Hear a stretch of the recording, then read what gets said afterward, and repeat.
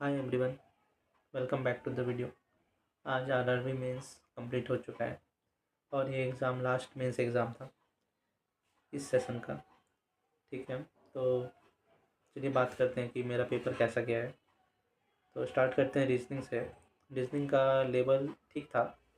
हम एक क्वेश्चन था अनसर्टन वाला, उसमें थोड़ा फंस गए थे।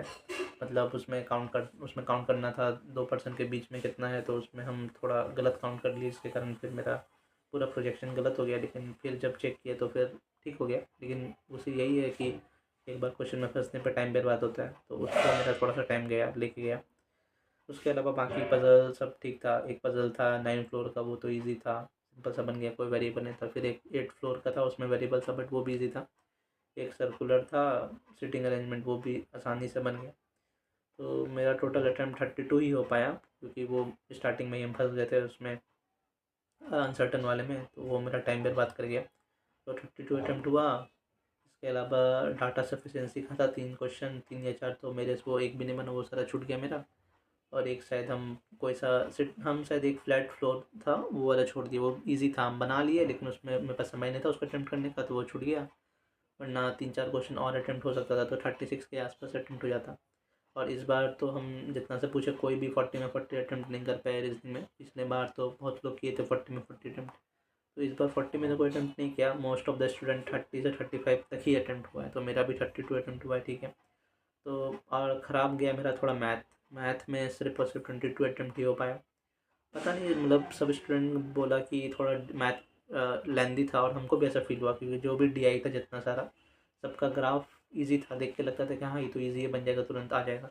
लेकिन उसका जो इंडिविजुअल क्वेश्चन था वो थोड़ा थोड़ा लेंदी था, बहुत कैलकुलेटिव उसमें था, थोड़ा थोड़ा करवा रहा था, तब जाके आंसर आ रहा था। एक क्वेश्चन था जिसमें पी का वैल्यू था, तो उसमें मेरा 288 आया। आप लोग बताइएगा, आप लोग का भी इतना ही आया है ना? मेरा 228, मेरा 288 आया है। तो उसमें भी 2 क्वेश्चन ईजी था, और फिर बाकी 3 क्वेश्चन थोड़ा लेंदी था, तो वो भी टाइम गया। उसके बाद फिर एक कार वाला था, कार मैन्युफैक्चरर का, उसमें भी सारा क्वेश्चन थोड़ा थोड़ा लेंदी ही था।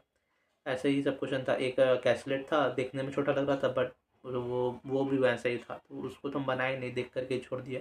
1 मिनट शायद दिए होंगे रीडिंग करने में, उसका फिर हमको छोड़ दिया, नहीं अटैम्प्ट। तो मैथ में 22 अटैम्प्ट हुआ।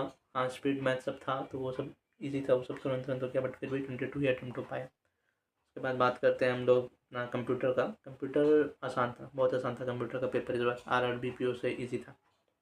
हमको तो ऐसा लग रहा है कि अगर कोई ऐसा स्टूडेंट जो कंप्यूटर नहीं भी पढ़ा, तो भी वो 12 नंबर तो ईजिली ले आता है, इतना आसान था पेपर।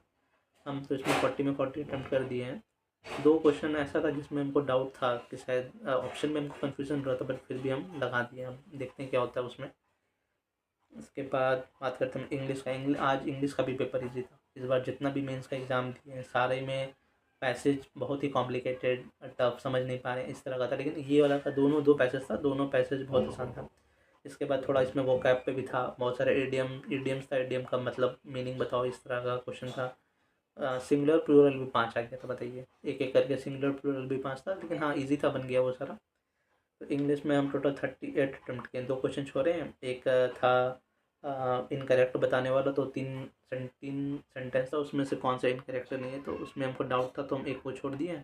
और एक शायद पैसेज में कोई रेफरेंस वाला था, तो हम उस टाइम समझ नहीं पाए, तो एक हम शायद वो छोड़े हैं। 38 अटेम्प्ट हुआ, ठीक है, 38। बात फिर लास्ट बचा करंट अफेयर, तो मेरा तो सबसे ख़राब सब्जेक्ट वही है। अब भाई पूरा का पूरा पेपर में सिर्फ स्टैटिक ही भरा हुआ था जीके में। लग रहा था कि एसएससी का एग्ज़ाम देने आ गए। ये सब क्या क्या नहीं पूछा, स्टार्टिंग सब कुछ पूछ दिया, ऐसा लग रहा था। हाँ, जो पढ़ के गए थे वो नहीं पूछा था। एक भी उससे सवाल नहीं था, क्या बोलते हैं, एक्सरसाइज से कोई भी एक्सरसाइज नहीं आया। नेशनल पार्क था, कुछ कुछ 2 क्वेश्चन प्रेसिडेंट से रिलेटेड था, वो इजी था, वो तो सब बना लिया होगा। माउंटेन से रिलेटेड था, ऐसे ऐसे ही था। तो टोटल हम उसमें 19 अटेम्प्ट किए हैं, जिसमें से मेरा 8 कंफर्म सही है और 3 गलत हो चुका है। तो अब हम आगे अब चेक भी नहीं करने वाले, जो है बस इतना ही भाई, ज़्यादा सदमा बर्दाश्त नहीं कर पाएंगे। बस इतना ही। चलिए हम एक बार अपना सारा ओवरऑल अटेम्प्ट बता देते हैं। तो रीजनिंग में हम 32 अटेम्प्ट किए हैं, मैथ में 22, कंप्यूटर में 40, इंग्लिश में 38 और करंट अफेयर में 90। ओवरऑल अटेम्प्ट मेरा 151 क्वेश्चन के आसपास हुआ है, जिसमें से हमको कंफर्म है कि रीजनिंग करंट अफेयर में गलती होने वाला है। करंट अफेयर में गलती हो गई, हम देखते हैं कितना नंबर आता है ओवरऑल। आप लोग अपना अटेम्प्ट कमेंट करके बताएं और थोड़ा कंफर्म बताइएगा अपना कमेंट, और सेक्शनल अटेम्प्ट भी बताइएगा अपना कमेंट में, ताकि अंदाज़ा लग सके कि मतलब ओवरऑल हर स्टूडेंट कितना कितना अटेम्प्ट किया है।